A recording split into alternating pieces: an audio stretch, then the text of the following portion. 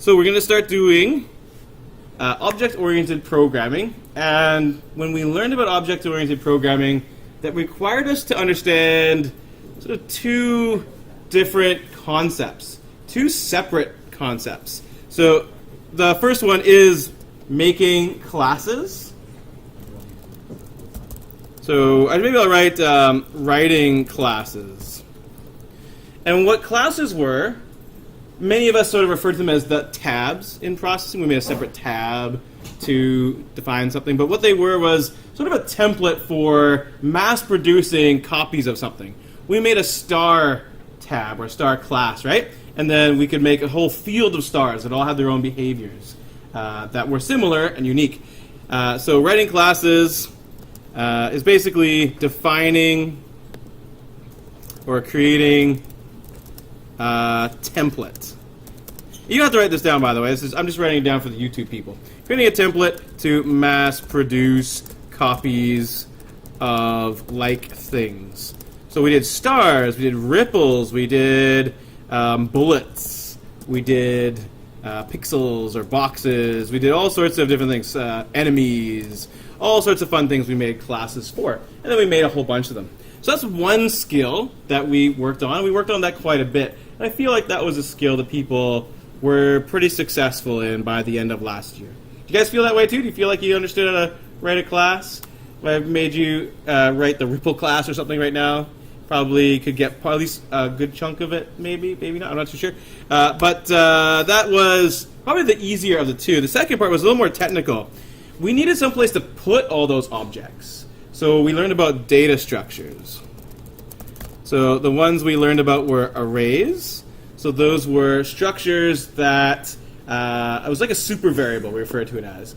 It was a variable that could store many, many, many values or objects, and it had an index to keep track of them and so on. And then there was also array lists. And array lists were a little bit different. They could grow and shrink, was their specialty. But there was some weirdness around when they grew and shrank. Grew, and shrank, I guess is how I want to say that. So today, we're going to refresh our memories about arrays in particular, and we'll see how that goes. Arrays, I think, was the most successful from last year. We'll also have to, I guess incidentally, in order to make this work, we'll also need to remember about while loops. So while loops are important because we had to process those objects and tell them to do their things, and also to create them and instantiate them. So we had to go in a loop and go through all the various objects in the array and tell them to be created and to to be, do their things as they were being animated. So that's the sort of extra little bit of information I think you'll want to remember.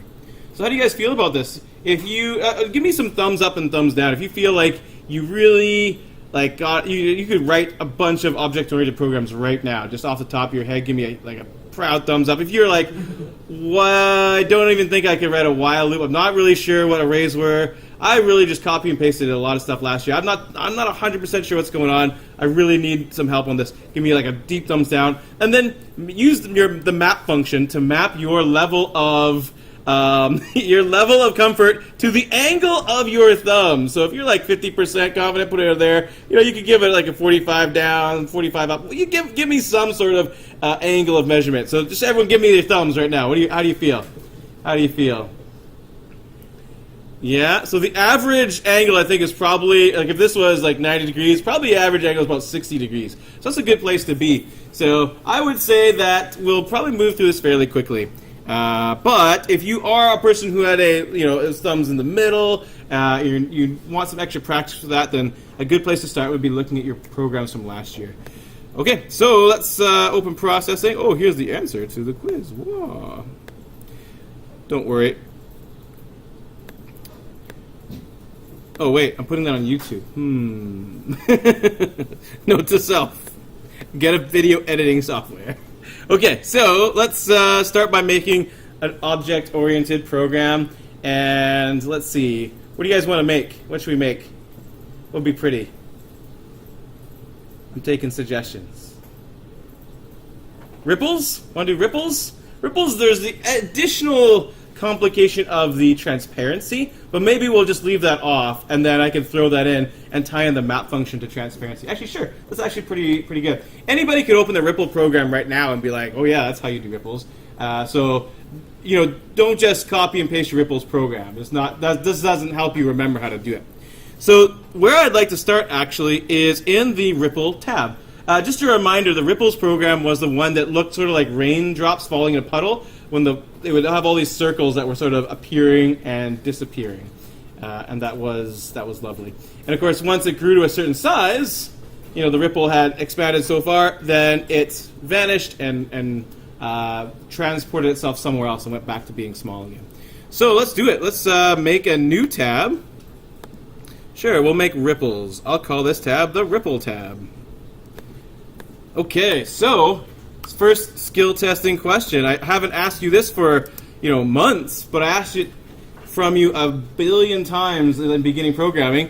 What are the 3 things that every class needs? First, I'll write down the class. Class Ripple. Notice I capitalized Ripple. That's not necessary, but almost all programmers capitalize their classes and make their variables lowercase, because otherwise it's confusing to keep track of which is which. So it's a self-imposed formatting thing that a lot of programmers do. Okay, so what are the 3 things that every class needs? First thing, second thing, third thing. Bless you. Anybody remember? Just one of them? Any one of them. Constructor! Yeah, constructors. So they need a constructor. And I bet someone's got their notes open right now. They're like, oh yeah, I wrote that down last year. They're opening it. That's great. Please do. Constructor. What does a constructor do? It initializes... Actually, that's not the first thing, is it? That's actually the second thing. I'll put that here. So the constructor initializes... There we go. Instance variables. So it figures out what the object, whatever it is, what its data should be when you create it. How, what's its values when this thing is created or when it's born. And of course that gives a pretty big hint to one of the other 2 things. What's another one of the 3 things that every class needs? Instance variables. Yeah, what do you know? So instance variables. What's special about these variables? They look very similar to the other variables we worked with, but every copy or every instance of this class gets its own separate copies of these variables to keep track of things. So, so that's the data that an object. I guess I just need to comment multiple times. Object of this class needs to keep track of. Every instance gets separate or individual or unique copies of those variables.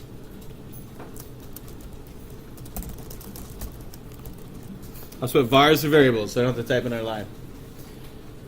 That's a big deal because we don't have to make 100 variables to keep track of 100 x coordinates for 100 ripples. We just have to make one instance variable to say ripples have an x coordinate. And then every copy automatically will have an x coordinate and automatically have whatever other variables we give them.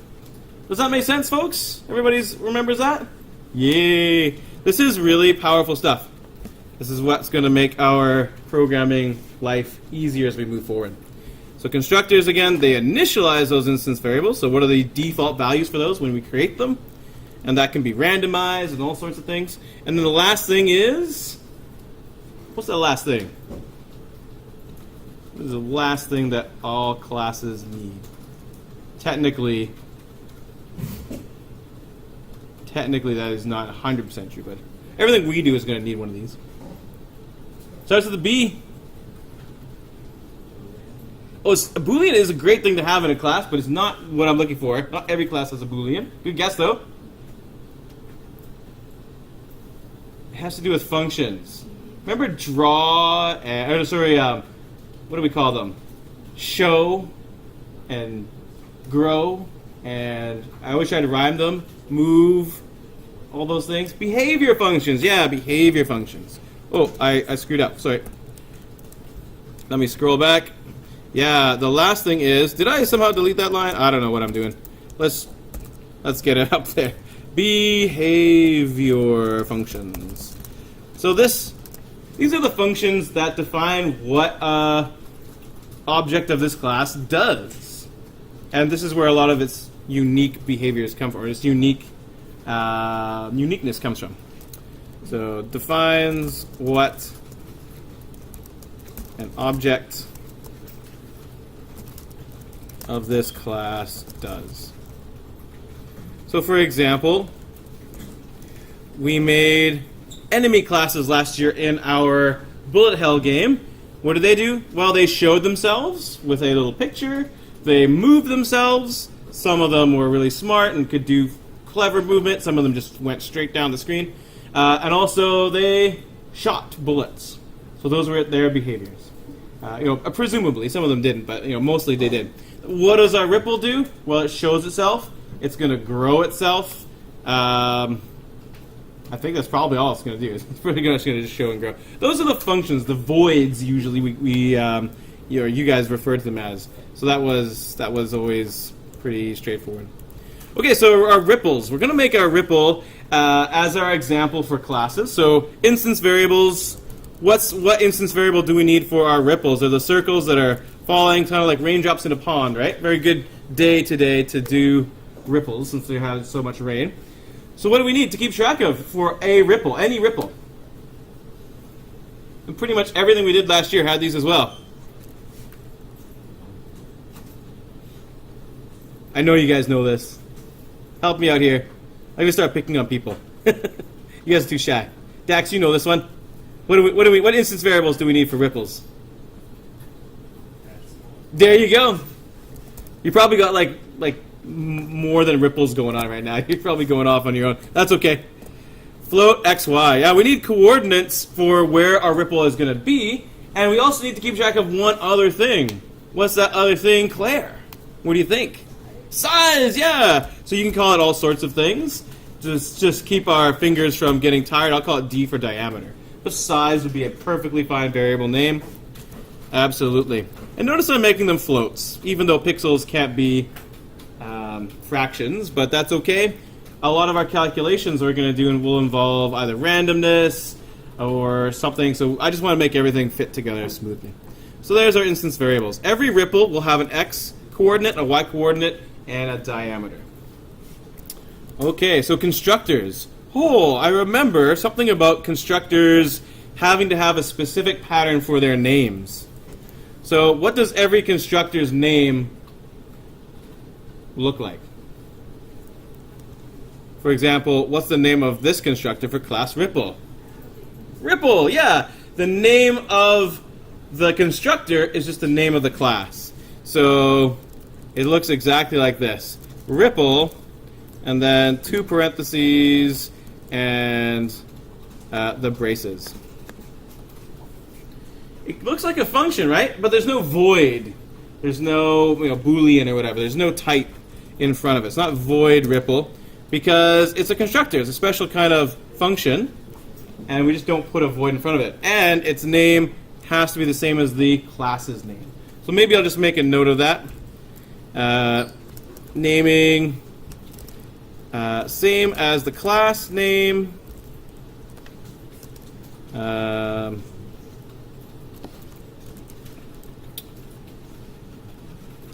No, I'll just write no. I would say no type, but we haven't really refreshed our memories about the types of things like Boolean, void, int, and that kind of stuff. So I'll put no void at the front of it. I think that's probably efficient and useful for us right now. So yeah, so now what we do is we assign values to our initial ripple when it is born. So what would be some good values for our ripples if we want to make it look like we are sort of right in the middle of a rainstorm when we first turn on our program?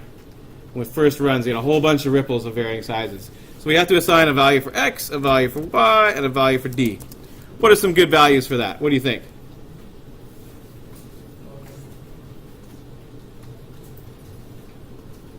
Random. Yeah, let's randomize it. So our x will be a random number between probably 0 and... We don't know how big our program is, right?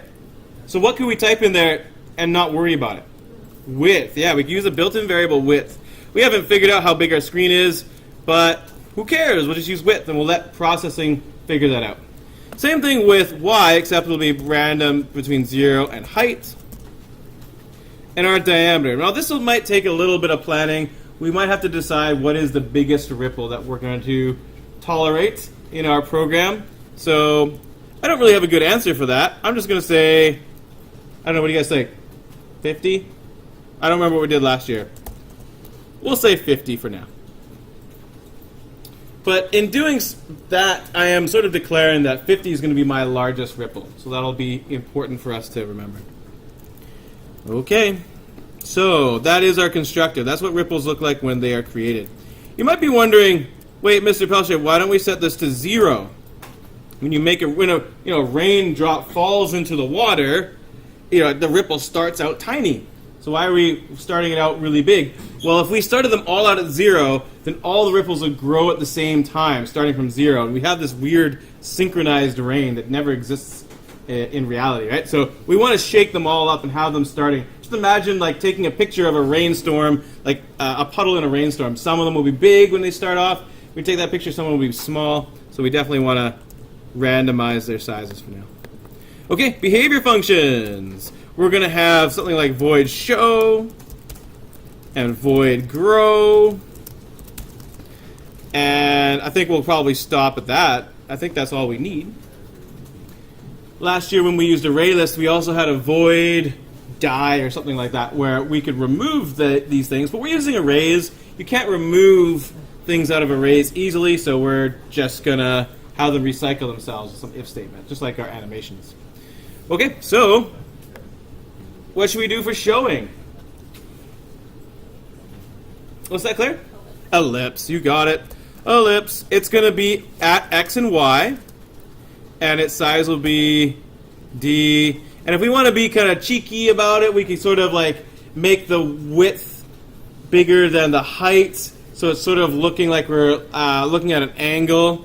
No need to get too cheeky about it, but you could do something like that, like d divided by 2 or something, just so that the height is a bit smaller, so this sort of looks like it's on an angle. Don't have to do that, but I'll do it just for fun. It also reminds us that in our parameters we can do math, and it'll do the math before it sends that value. So the math happens first, and then it sends that value to ellipse.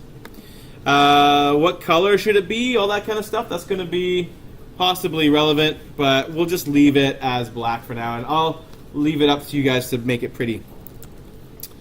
So eventually we'll have a show and fill and those kind of things in there. So how about grow? This is where it gets a little bit more interesting. Every frame we want it to expand.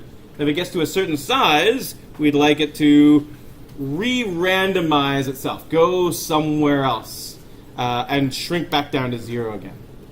So do you guys think you could write that based on your memory of what this is supposed to look like?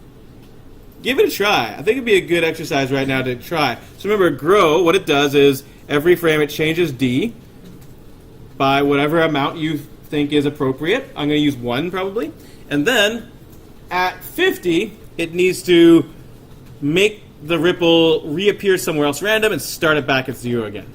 So go ahead and try that out. See if you can make that happen. I'm going to just sit here and wait. And if you're on YouTube right now, you can I'm going to pause as well, because video editing is apparently not something I am going to be doing much on these videos. So it sucks to be you. You can always fast forward, though, I guess. I'm going to give you guys like even 2 minutes just to do that.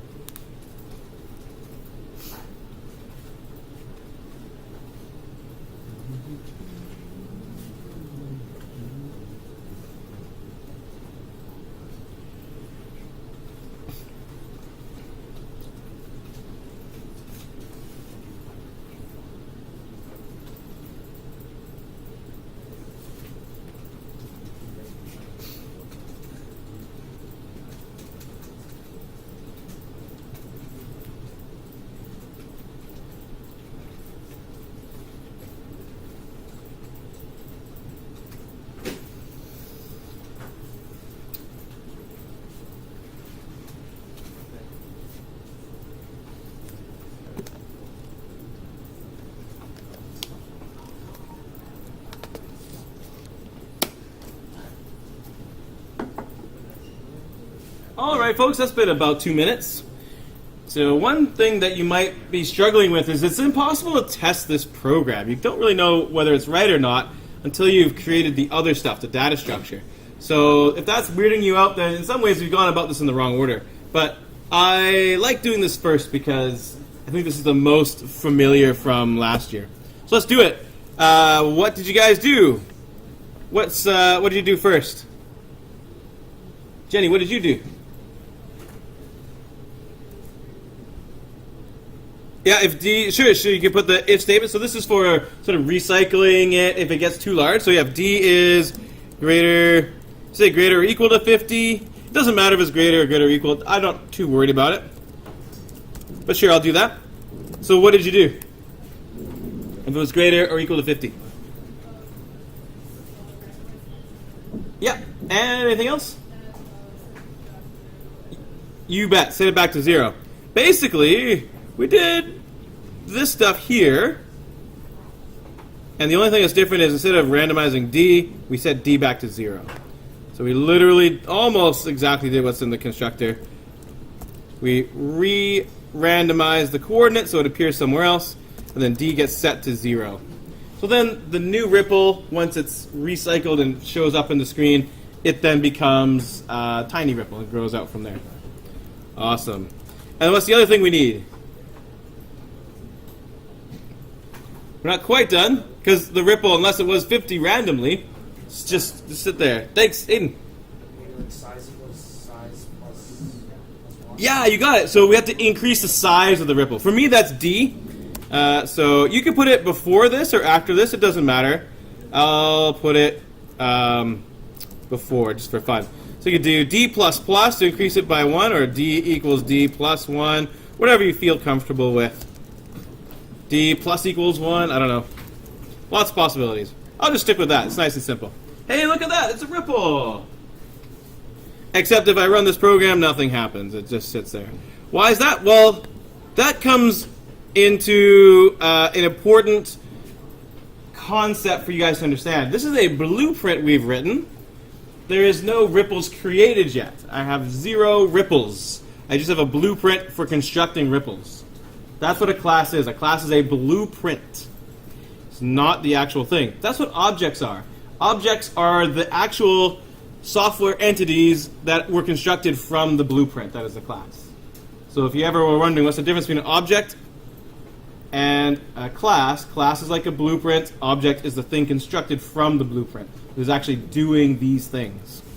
So now it's time for us to go over to the main tab and create some ripples. So I'm going to need a void setup and a void draw. And you might not want to type this down. You might want to get the void setup and void draw. I'm going to be a little bit facetious and make a ripple in some ways an inefficient way. And I'm doing this just to illustrate a point about arrays. So if you are trying to type this down with me, you probably are going to be annoyed because I'm going to delete it all in a couple minutes. So maybe just take a look and see what I'm going to do.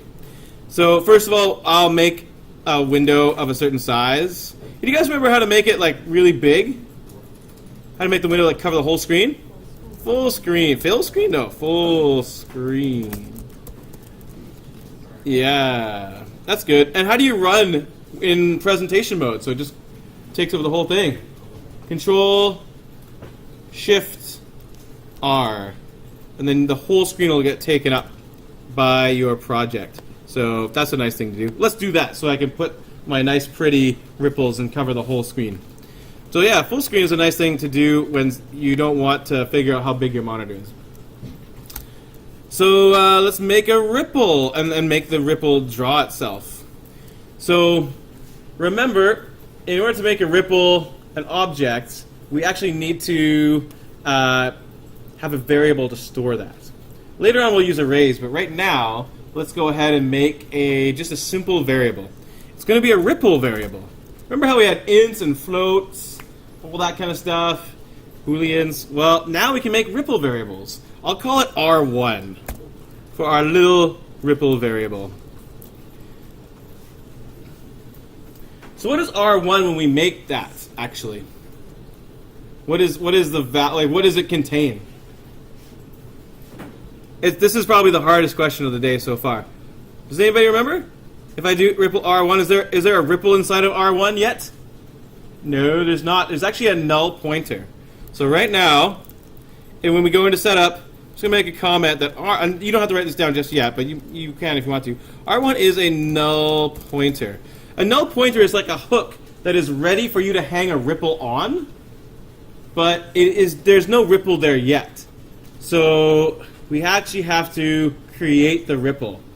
And the way we do that is to use the new keyword. So we can say R1 equals a new ripple. And right here, this is us calling the constructor. I'll just write constructor. Constructor. That's a constructor doing its thing right there. If we do this line of code, we are constructing the ripple. The constructor is being called. The code in the constructor is running. We are setting the random values for x, y, and d for that ripple. So that is actually occurring. That's where the constructor is used. Woohoo! It's no longer a null pointer anymore once you use the new keyword. And guess what our biggest problem was last year? Null pointer. Remember how many times you got like null pointer and you're like, why? Why did it happen? So that is kind of annoying. So yeah, we have to make a new ripple to make it ready to go. Once we have done that, we can then tell the ripple to show and grow. Does anybody remember how to do that? It would be like R1, and then what punctuation mark do we use before we call the behaviors? R1 something show and R1 something grow. It's R1 dot show, R1 dot grow. We're telling R1, that object, to show and to grow.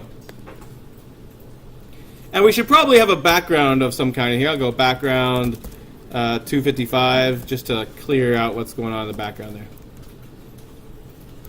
So every frame is fresh. So if we run this, we get one sad little ripple that grows and then disappears. But this is an object. We have successfully created an object, and hopefully yours works. It's a pretty sad little object, and it doesn't have that nice transparency and stuff. It's probably a little bit on the small side. So now how do we fill the screen with these?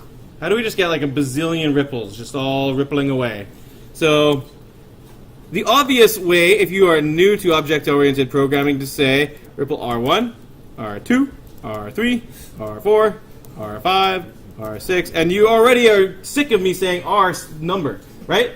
If we want 1,000 ripples, you're going to sit there and type R like 998, R99. No, you're not going to do that. That's probably obviously bad.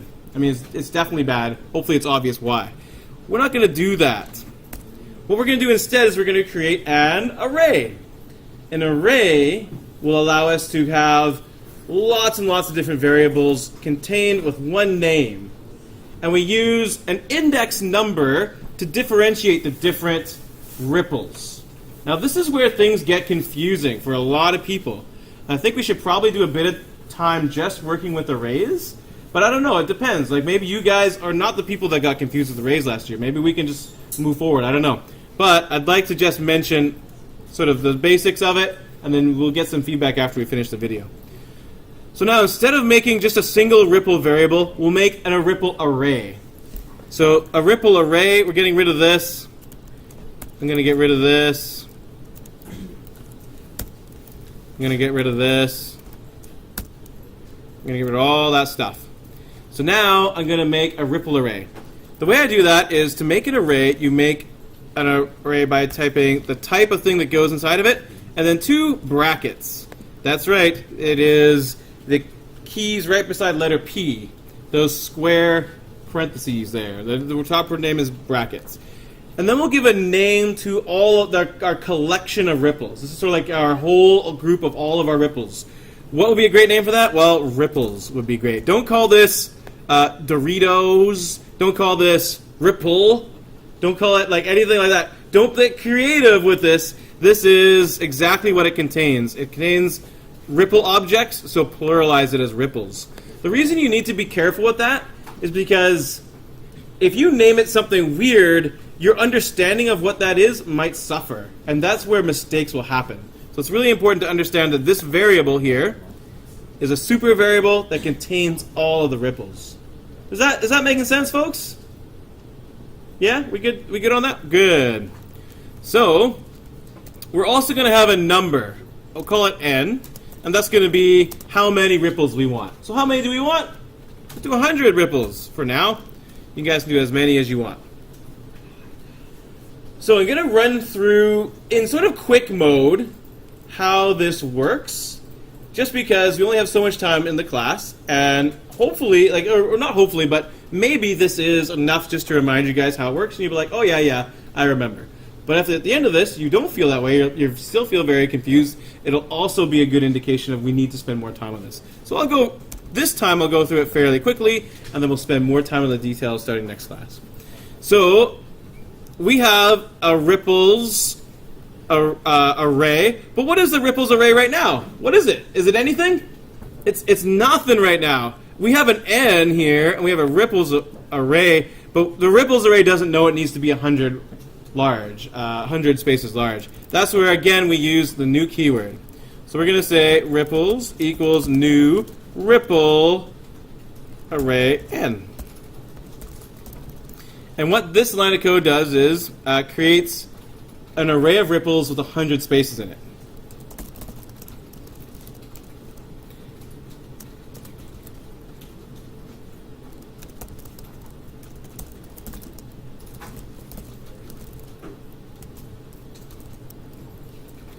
The proper term for the spaces inside they're called elements, just so you know. So if I use the word elements, it's like the boxes contain. And I'll finish the sentence in a second because I know you guys are typing. I'm trying to remember the numbering system for those ripples. In particular, what is the first ripple's number? Yeah, it's 0. And the last ripple's number is? 99, yeah. Numbered 0 to 99. You bet. That alone just destroyed beginning programming. So many people just got confused on the whole numbering system. So let me just draw you a quick picture of what's going on. I'm going to use Paint, I guess, so that this shows up in YouTube.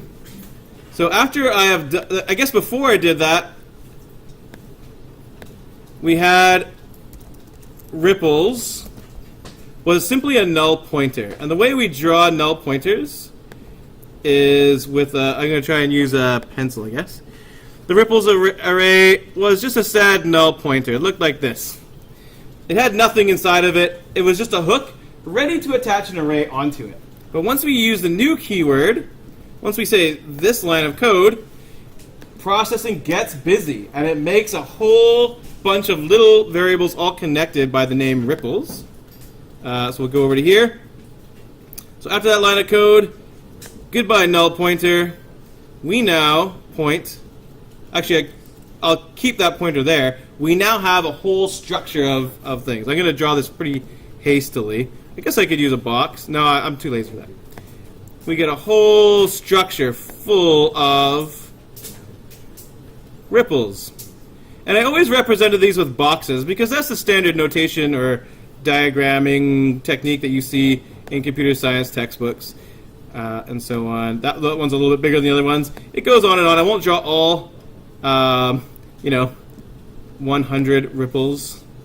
Just goes on and on and on. Eventually gets here. So the way that you keep track of which ripple is which is they have an index number. So the first one is called index 0. This one's called number 1, which leads to a lot of confusion, right? The second ripple is number 1.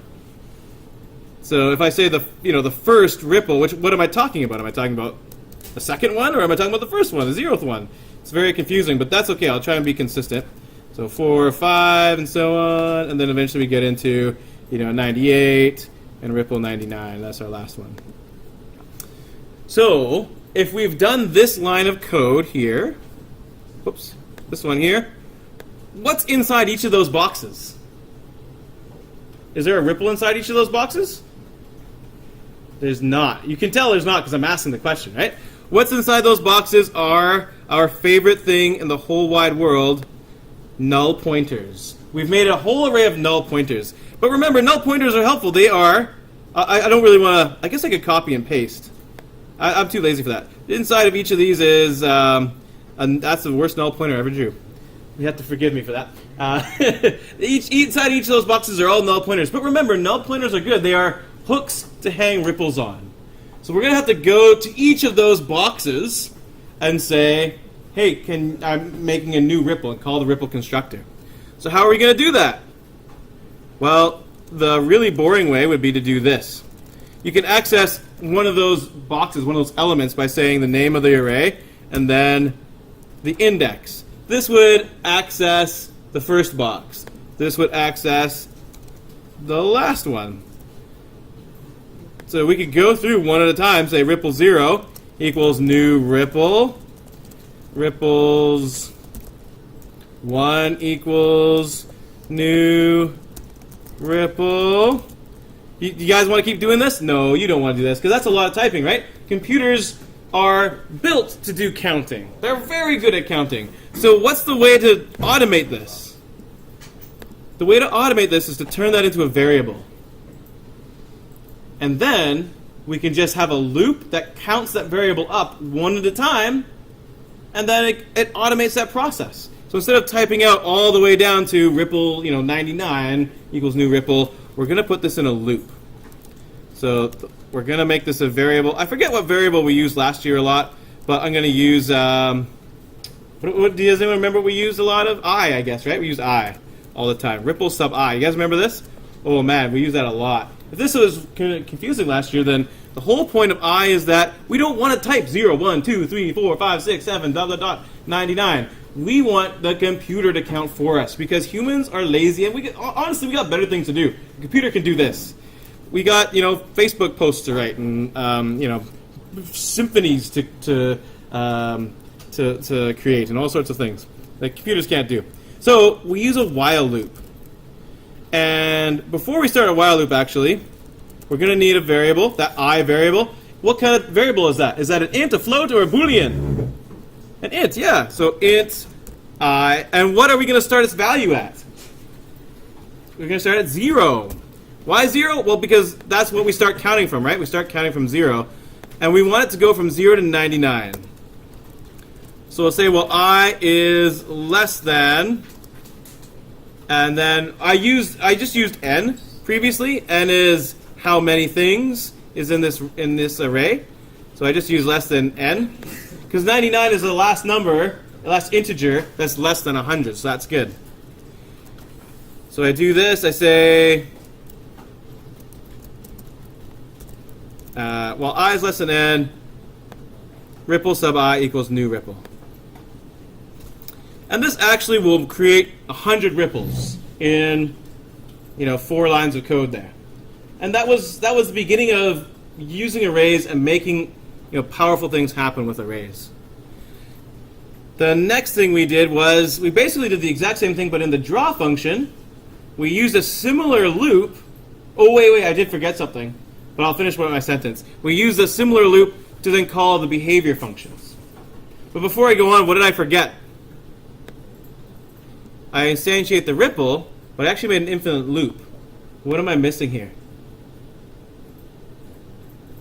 I++, yeah, going I equals I plus 1 or I++. I starts at 0, but in order for it to go to become 1, and then 2, and then 3, and then 4, and then 5, we actually have to add 1 to it every time. And eventually that'll trip it at the end. I'm glad I remembered. Okay, then we do pretty much the exact same thing down in draw. We say int I equals 0, while I is less than n. Do some stuff. It was ripples sub I dot show. Ripples sub I dot grow. And of course, I++. You get an infinite loop because it doesn't get to the end condition. And of course, the while loop repeats whatever is inside the braces until that condition is met. So we got to move it towards that condition. And if I run this program, actually I won't, because you guys are typing stuff down. But in a second, I'll run it, and you guys can run it, and you'll see, theoretically, 100 kind of lame ripples, but we can spice it up a bit. I'll run it right now. Hey, look, there's all our ripples. There's 100 of them. Still not perfect, but that's okay. And also, folks, notice how extendable this is. I can literally go up here. I can make this number 1,000, and I don't have to add any extra lines of code. If I run this, I just get 1,000 ripples. I think I'll lag a little bit here. I don't know if it actually ran. Hold on, let me try again. There, I guess it didn't run. Now I'll get 1,000 ripples, and I just added an additional 0 on. I didn't add any new lines of code. I'm so happy I can be lazy that way. Apparently 1,000 is giving my computer a bit of trouble. 500? Try 500. It shouldn't really give my computer trouble, but my computer is special.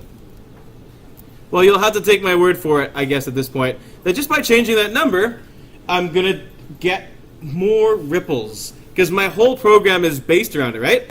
My ripple array generates, n elements. If I change that, then I change this. My loops are designed to work until they get to 1 less than n. So then I'll loop through even more. Everything's going to depend on that number, and it'll make things fantastic. I'm pretty sure that processing is just needing to be reset at this point. So that is the story of arrays and I guess object-oriented programming. That was a pretty quick retelling of the story. So just to get a show of hands, how many people feel fairly confident that I recognize that? That's what we did last year. I'm pretty good with that. And then I guess the other question I'll ask is how many people still feel really confused about either while loops, arrays, or classes? So many people were like, yeah, I'm good. I think I get that. I feel pretty confident about that. Yeah? So by just a show of hands, I can assume anyone who's not raising their hand probably feels not too confident about it. So what we can do next class maybe is go into a little bit more detail on what are people wanting to look at? How many people are like, arrays, what the hell's going on with arrays? Raise your hand if you're like, I don't get arrays. So arrays are okay? How about the while loop part? How many people are like, what's while loop all about? This feedback system is flawed. I'm not getting a lot of feedback on what's going on. So maybe let's just stop the video, the YouTube video, and then we'll